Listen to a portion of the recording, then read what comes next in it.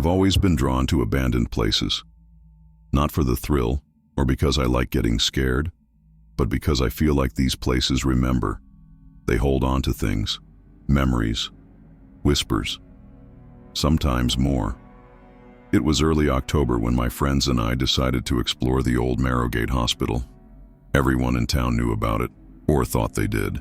It had been closed since the early 90s after a series of incidents. People said it was haunted. We thought it was just another crumbling building waiting to be forgotten. We were wrong. We went at night. Of course. Flashlights, backpacks, masks. The air smelled heavy, even outside. A mix of mildew and something metallic, like rust or blood.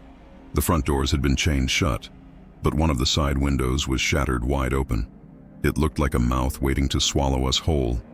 Inside, it was colder. Much colder. Our breath came out in little clouds, and every footstep echoed like a gunshot. The floor was littered with broken glass, old wheelchairs, crumpled hospital beds. Peeling paint hung from the ceiling like rotting skin. We stuck together at first, nervous, joking too loudly to cover the fear. Then we found the stairs. They spiraled down into the dark, much deeper than we expected. The air coming up from below was even colder, and it smelled wrong. We should have turned back. We didn't. The basement was where they kept the long-term patients, we heard. The ones nobody wanted to visit anymore. The violent ones. The forgotten ones. It was pitch black down there. Our flashlights barely cut through the darkness. We found old rooms with iron-barred beds, restraints still attached. Scratch marks gouged into the walls. At first we thought they were old, decades old. But some of them looked fresh. I started hearing things, tiny things, breathing that wasn't ours, the sound of something small scuttling just out of sight. We pressed on anyway, deeper. That's when we found the mural, a huge painting stretching across one cracked wall. Children, but not smiling, happy ones. They were sickly, thin, and their eyes were wrong. One of them was looking directly at me. I know how stupid that sounds, but I swear, his painted eyes followed me when I moved. Before I could say anything, we heard a noise. From further down the hall, a dragging sound, slow, wet. It was coming closer. We ran without thinking, stumbling back the way we came. Our lights swung wildly, flashing across the walls, the ceiling, and something else. A figure, standing at the end of the hall, just watching. We burst up the stairs, half tripping, half crawling. One of my friends, Ethan, looked back. I heard him scream. A sound I will never forget, like something tore it out of him. When we reached the first floor again, the layout had changed. It wasn't the same hospital anymore. The halls twisted in directions they hadn't before. Doors that should have been locked swung open to reveal endless blackness. We were trapped. The hospital wanted us. We stuck close, moving together, hearts pounding, lights dimming. Ethan was muttering under his breath, nonsense words. Prayers. Maybe both. Finally, we found the window we had come in through. It was smaller now, like the hospital had been closing in around us. We shoved Ethan through first, then the rest of us scrambled after. When we hit the ground outside, we didn't stop running until the hospital was a distant shadow behind us. Weeks later, Ethan stopped talking altogether. His parents pulled him out of school. Nobody ever said why. We tried to visit. We weren't allowed. Sometimes at night I swear I still hear the dragging sound. Closer than it should be. Sometimes I dream of that mural, of the boy staring, still smiling.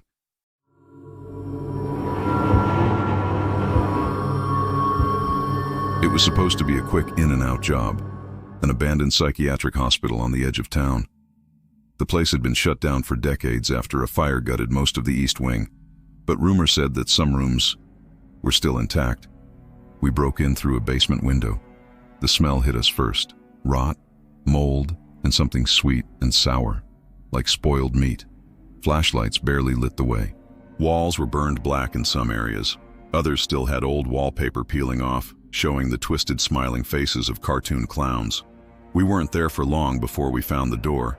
It was heavy, steel reinforced, and it had a strange symbol burned into it.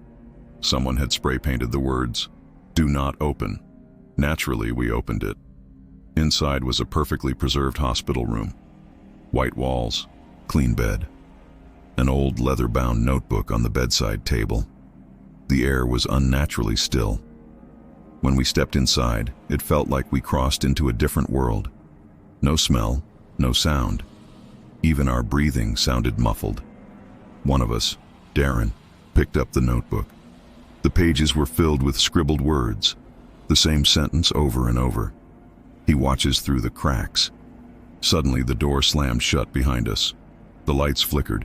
We rushed to open the door, but it wouldn't budge. That's when we heard it, a scraping noise from under the bed. Slowly, a hand reached out, long fingers, too many joints, skin stretched tight over bone. We backed against the wall, helpless. The thing crawled out, inch by inch. It wasn't human anymore. Its face was wrong. Eyes black and endless, mouth sewn shut. It moved like it didn't have any bones, twisting, jerking. As it reached for Darren, the lights exploded, plunging us into darkness. When the emergency lights flickered back on, the creature and Darren were gone. We never found him, not his body, not even a scrap of clothing. But sometimes when we drive by the ruins of that hospital, we see someone standing at that window, watching, waiting.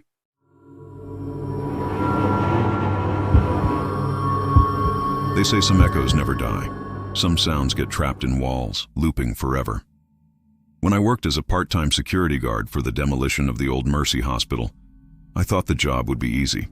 Walk around, check locks, scare off any teenagers trying to sneak in. It was the third night when I heard it, a soft rhythmic thumping, like someone banging their head against a wall. I followed the sound to the third floor, room 304. The door was closed. Dust lay thick on the handle, untouched. Nobody had been in there for years, but I could hear it, loud and clear, the sound of something slamming against the wall. I opened the door. The room was empty. Sunlight from the broken windows barely lit the cracked tiles, but on the far wall, there was a dent, fresh. Before I could step inside, my radio crackled. It wasn't dispatch. It was a voice, soft, whispering, "Please, stop me." I dropped the radio. I looked back into the room and saw it. A figure standing in the corner, its head jerking forward and back, over and over, slamming into the wall, leaving bloody smears. I ran. I didn't even lock up. I left everything: radio, flashlight, pride. When they demolished the hospital a month later, room 304 was the last part to go. The workers said the walls bled when they knocked it down. They thought it was a busted pipe, but I know better.